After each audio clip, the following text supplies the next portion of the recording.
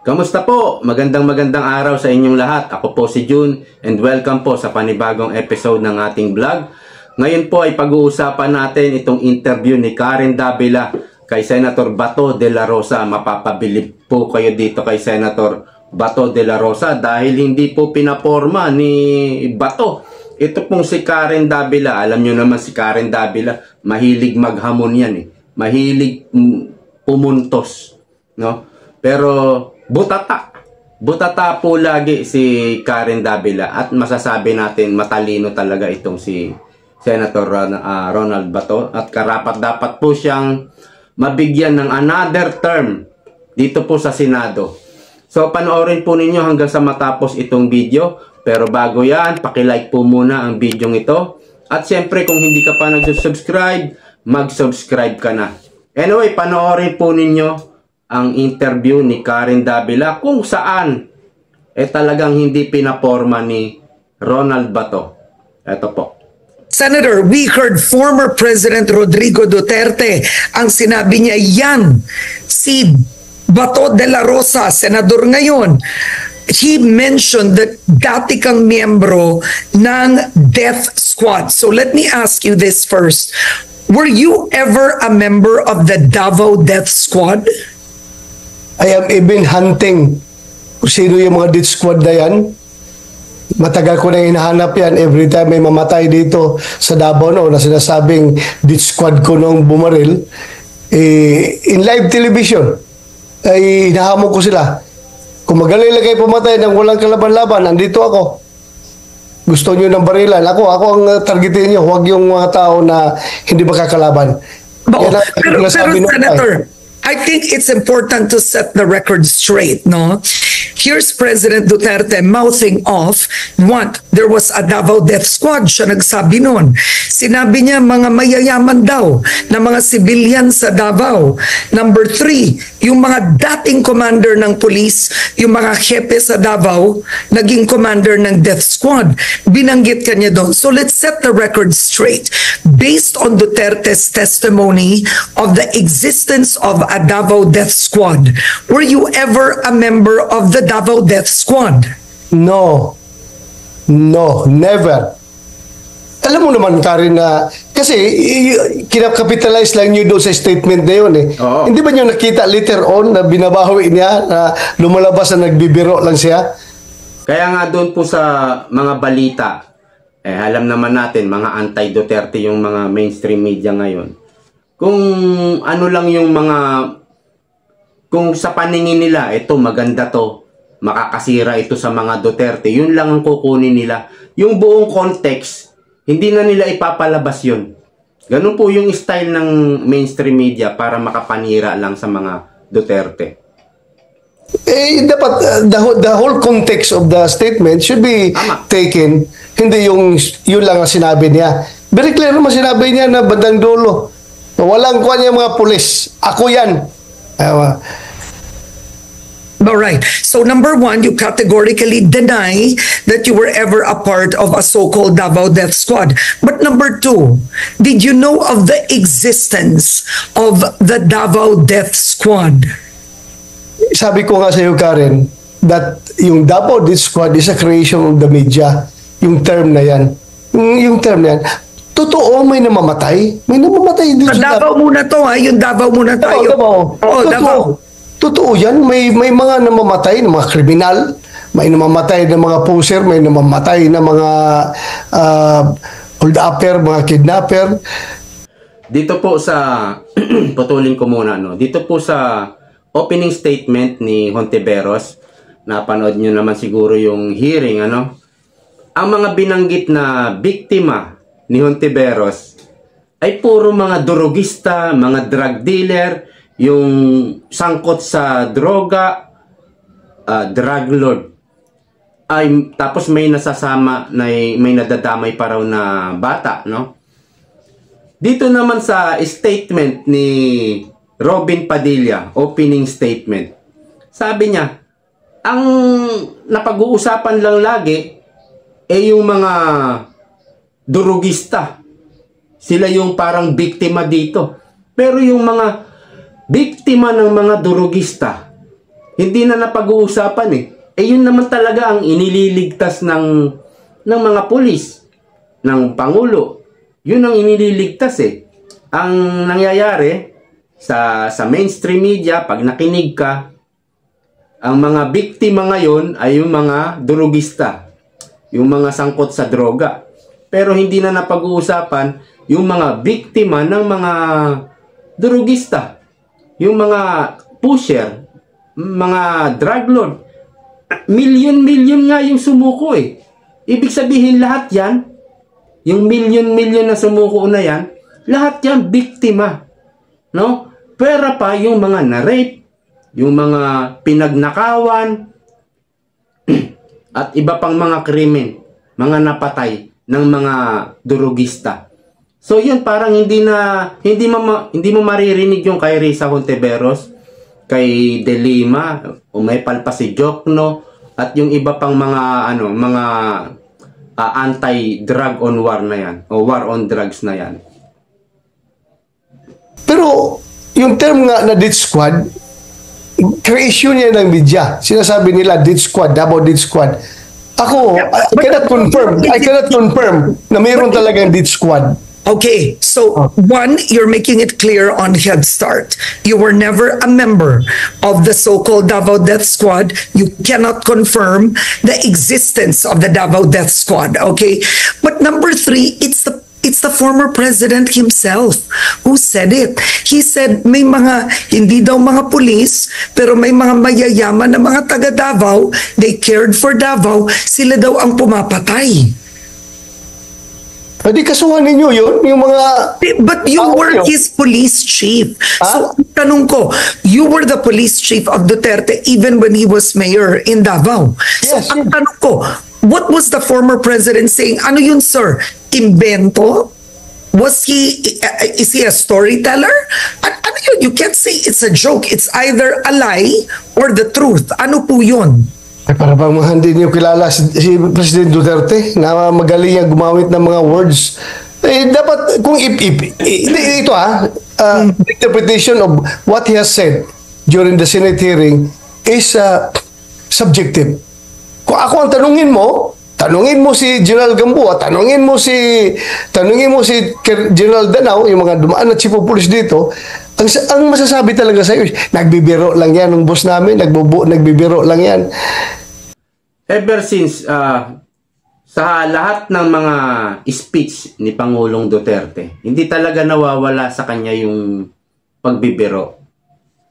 Alam naman natin, kilala na natin, at marami na tayong speech na napanood kay Pangulong Duterte. Talagang sinasamahan niya ng joke, sinasamahan niya ng biro. Ganun talaga siya. At parang hindi na nabago. Hindi na bago.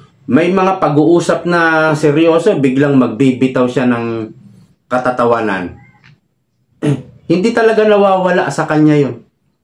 Dapat maintindihan na nito ng mga mainstream media. Kaya lang, alam mo, humahanap talaga sila ng mga ibabalita para makasira sa mga Duterte.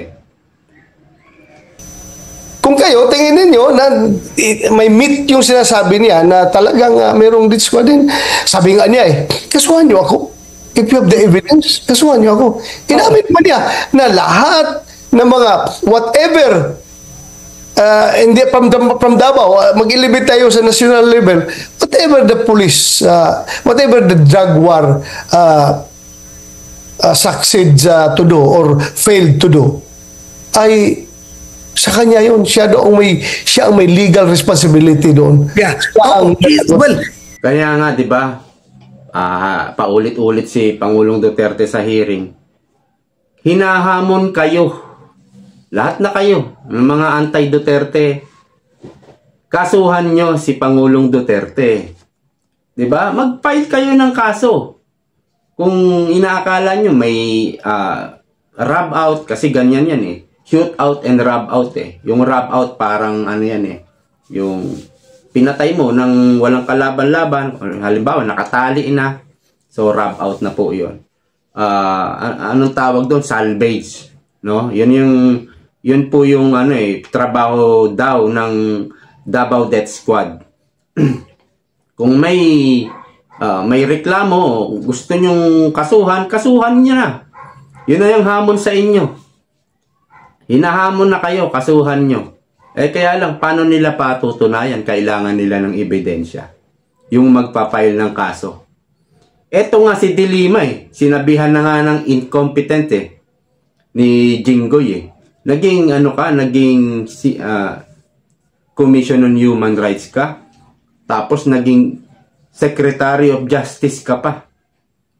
Sa tagal ng panahon, ang tagal mong bumabanat na may Davao Death Squad, natapos ka na lang sa pagiging Secretary of Justice, naging senador ka, o hindi mo nakasuhan. Bumaba ka sa DOJ, hindi mo man lang nakasuhan. Bakit? Kasi yan po yung mga propaganda Eto, sabi ko, hindi ako naniniwalang magkakaso sila. Dito po sa Senate hearing kay Pangulong Duterte. Nag-advise pa si Cheese. Di pwedeng sampahan nyo ng kaso. Pero, hindi po ako naniniwala. Kasi once na nagsampa sila ng kaso, yung ICC mababaliwala na. Napakalaking propaganda nila yan At malaki na ginastos nila dyan. Doon po sa ICC, papasok lang yan sa mga bansang nagkagera, wala ng justice system. O kaya naman sa isang bansang nagkagulo, nagkaroon ng citizens war, at nawala yung justice system, hindi na pinagkakatiwalaan yung presidente o yung pinuno doon. Parang dictatorship nang nangyari. Doon po pumapasok yung ICC. Pero kung member ka, hindi na tayo member. At mayroon naman tayong justice system. Katunayan, pag nagsampa sila ng kaso, meron tayong justice system. Ibig din sabihin na naniniwala kayo sa justice system dito sa Pilipinas. So, wala na yung isapera na yung ICC. So, kaya hindi sila nagsasampa. Magsampa man sila, baka ibang kaso, hindi war on drugs. So, ganun po yan. Well, actually, kasi sabi niya, inahamon niya ang mga complainant na mag-file kayo ng kaso sa akin. Kasuhan niya ako. No, we're gonna get there. We're gonna get there, Senator. But Yes. it's to first analyze because it's very difficult for the public to sinasabi ng mga kakampi ni Duterte, nagbibiro yan. Ganyan lang siya. He uses words. But may punto si Senate President Francis Escudero. He was under oath, right? When you read a transcript, di mo naman malagay doon, nagbibiro, tumatawa, walang ganun. It's not that way. At in the end, he admitted to a Davao Death Squad under oath. Kaya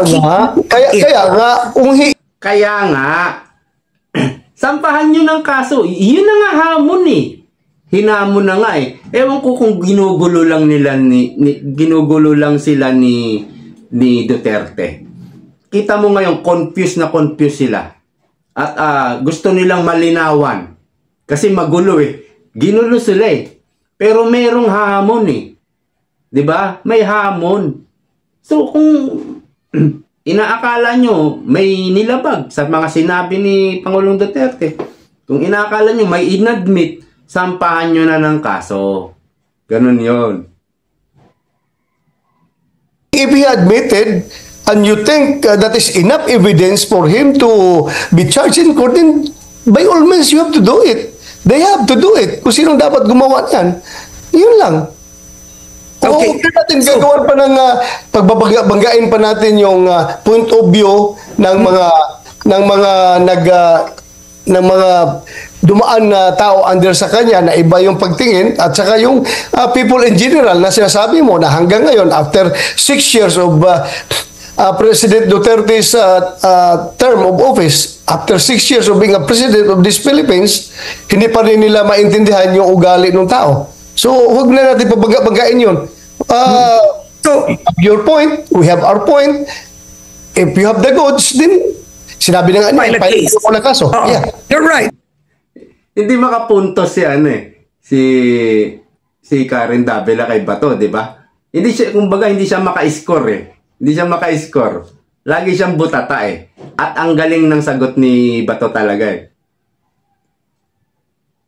File a case. But I'm curious, when the president said, yan si Bato, commander yan ng Davao Death Squad, what was your reaction? You were sitting there. Maawa ako. Shocked? What were... Alam ko naman yung tao na magaling yan gumamit ng words, magaling magbiro. Kaya dyan na tayo nagka-class ngayon ng ating interpretation.